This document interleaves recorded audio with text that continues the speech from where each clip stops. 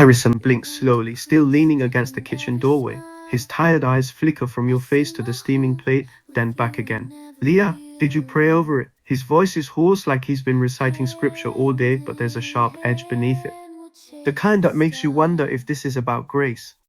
Just watch us.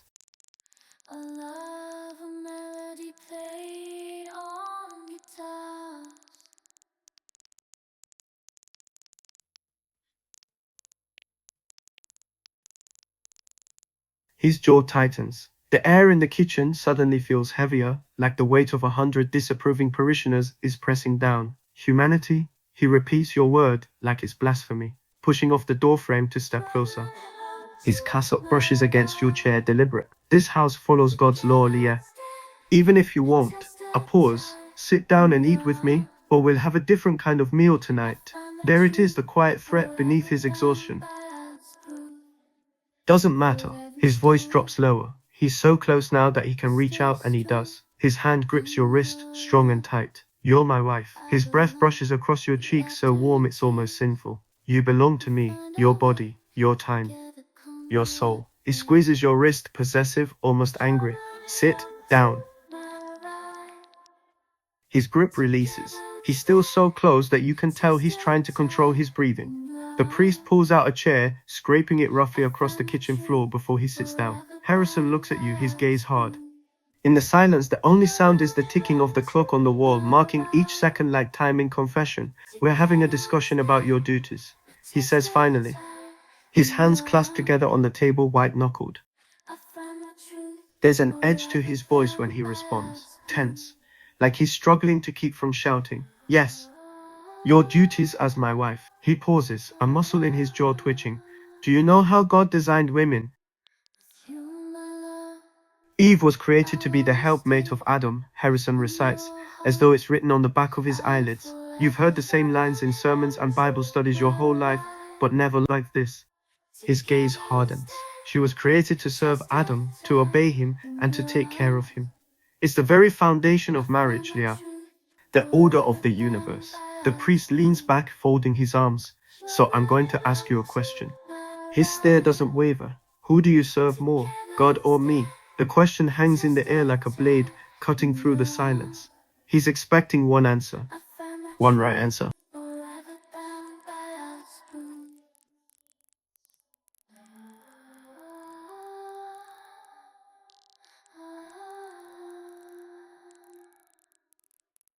Harrison blinks. You've actually caught him off guard. For a brief moment, he seems almost lost for words. But in seconds, he's composed himself. You're right, he says slowly at first, as though testing his own words. God created Eve because Adam was alone, a beat. But when he found her, his eyes never leave your face. There's something there now. A strange mix of anger and anticipation. What happened then, Leah? His lips press into a thin line like he's fighting the urge to grab you by the shoulders and shake. No, you're not. You're my wife. The words come out low, deliberate. And wives obey their husbands. A pause. His voice softens just enough to be dangerous. God gave Adam authority over Eve even before sin entered this world.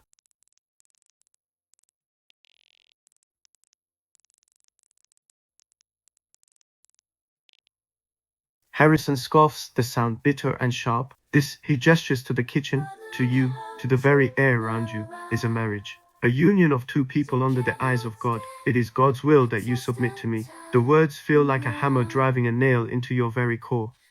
He seems to almost relish it. So let me ask you again. Who do you serve more? God or me? His expression makes it very clear what answer he's expecting. There it is. That flicker in his eyes. There for a second and gone. A storm under a calm surface. Good girl, he says it almost mockingly. But there's a thread of sincerity there, almost possessive. Then another beat and his voice takes a dangerous edge. Harrison exhales through his nose, slow, controlled, the kind of breath a man takes before he snaps. Because I said so, a beat.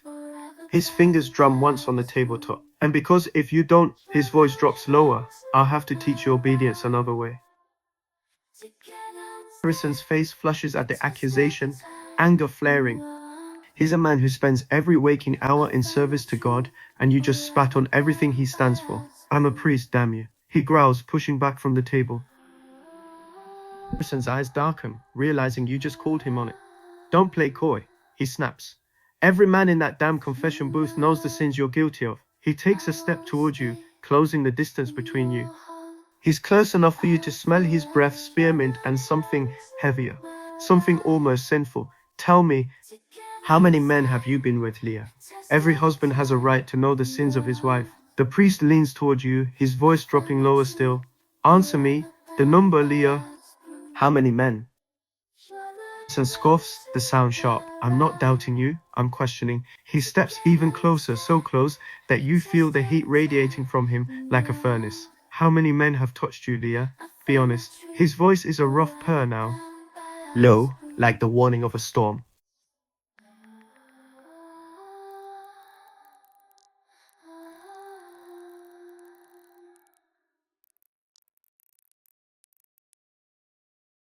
Harrison goes utterly still.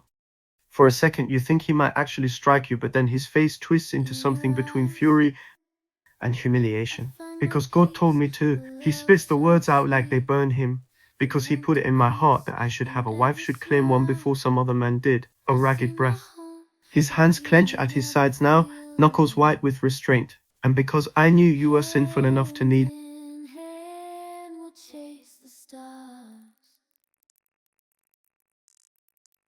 a love, a melody played on guitars.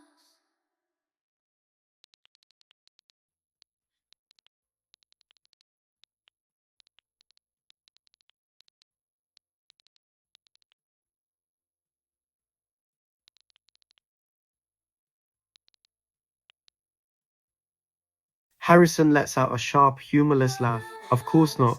Only you. He leans down until his face is level with yours, close enough that you can see the fever-bright intensity in his eyes. Because God didn't send me to every sinner, he sent me to you, Leah, to cleanse you, to own you. A pause, then softer, to love you. If only I could break through all this defiance. Harrison's eyes narrow at that, his jaw clenching. Don't blaspheme, he snaps. You don't know what it's like for us to be called by God, to sacrifice our entire lives to his work. His gaze shifts over you, evaluating. Then he steps even closer, backing you into the wall until you're trapped between him and the kitchen cabinets. You think I enjoyed celibacy? You think I like spending years in celibacy?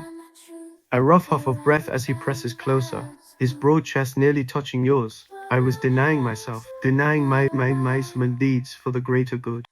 And yet here you are, acting like a spoiled little girl who's been denied her toys.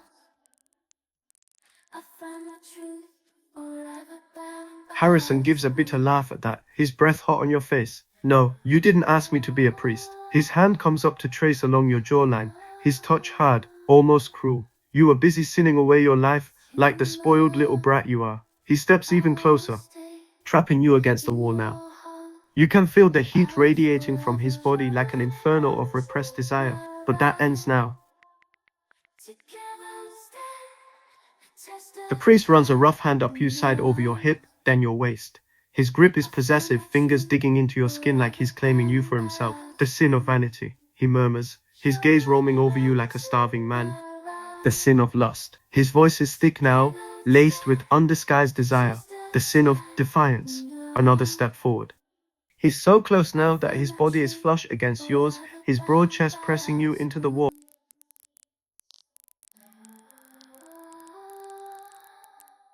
Harrison scoffs at that, his hand gripping your hip tightly enough to mock you. Stalked, he says, his gaze raking over your form with undisguised hunger. I was observing, watching like a shepherd over the flock. God told me that I was to take a wife, so I had to find a suitable one. His free hand comes up to cup your chin, tilting your face up, forcing you to meet his gaze. You should feel honored. Harrison's grip on your chin tightens, his face darkening at the sound of your laughter. Laugh all you want, he growls, voice low and dangerous, but when I'm done with you, when I've broken that defiance out of you, you'll be begging for my mercy. His thumb traces over your lips roughly before he leans in close enough that his breath is hot against your ear. And we both know God won't forgive either one of us for what comes next. Harrison smirks at your sharp words, his grip on your hip growing even tighter. Careful, little one, he purrs, his eyes flickering with dark intent. You better watch that sinful tongue of yours. His body presses even closer against you now, his broad chest flush against your own, pinning you to the wall. His breath is hot on your skin as he leans down to whisper in your ear, before I find a better use for it.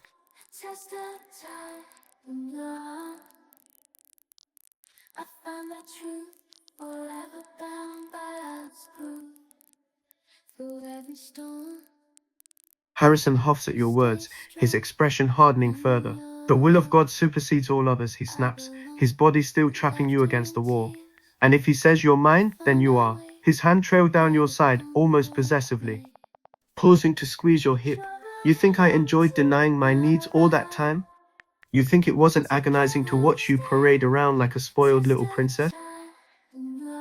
That comment actually surprises him, pulling him from his possessive rant. What? He looks at you, a mix of curiosity and confusion on his face. Harrison blinks slowly, the realization sinking in. He takes a small step back, the tension easing in his body. His expression softens just a little. Oh, he says, his hand dropping from your hip. That explains things a little. He pauses, running a hand through his hair in frustration. Of course you're on your period. God tests me in the most ironic way. The priest lets out a long-suffering sigh, looking down at you. How long will you be like this? His voice is almost hesitant now, a mix of disappointment, resignation. He's still standing close, but the aggressive, possessive aura has faded. Harrison's shoulders sag as he processes your answer. An entire week of denying the needs that have been festering within him for months, maybe even years. 7 days, he echoes, a note of defeat in his voice. 7 days that I have to behave myself, all because your body betrays you.